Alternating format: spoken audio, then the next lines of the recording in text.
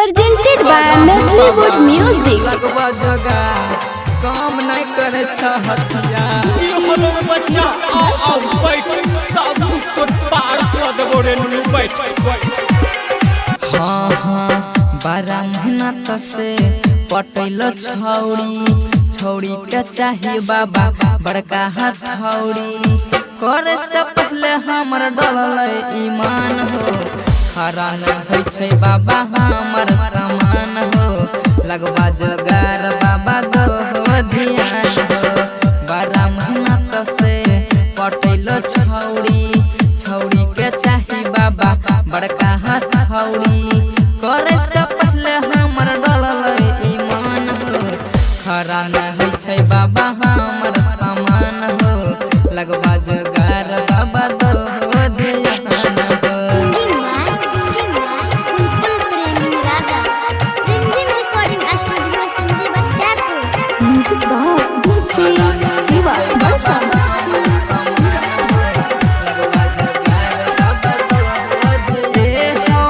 Capsule tablet बाबा काम न करे छूते बदन बाबा लागे हमर झरे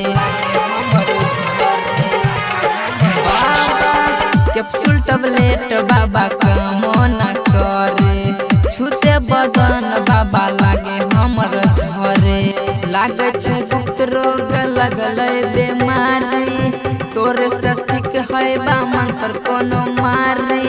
कहिया चढ़बै तीन कोनमा मचान हो खरा न होइ छै बाबा हमर समान हो लगवा जोगार बाबा दो ध्यान हो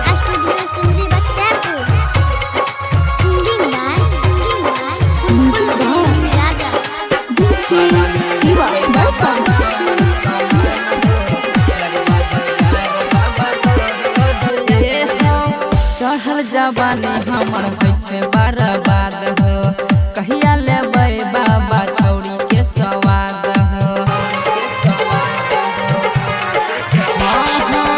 चढ़ल जवानी हमर होइ छै बर्बाद हो कहिया लेबै बाबा छौड़ी के स्वाद हो कुल अंकित खूबे लै छै हो माजा राइटर के रिश्ना के दो कुछो दाबा सब दिन रखबा बाबा तोहर मान हो खरा न होइ छै बाबा हमर समान हो लगवा जोगार बाबा दो ध्यान हो हाँ हाँ बड़ा मेहनत से पटैलो छौड़ी के चाही बाबा बड़का हथौड़ी करे से पहले हमर डलल ईमान हो खरा न होइ छै बाबा हमर समान हो खरा न होइ छै बाबा हमर समान हो रिकॉर्डिंग स्टूडियो सिमरी बख्तियारपुर।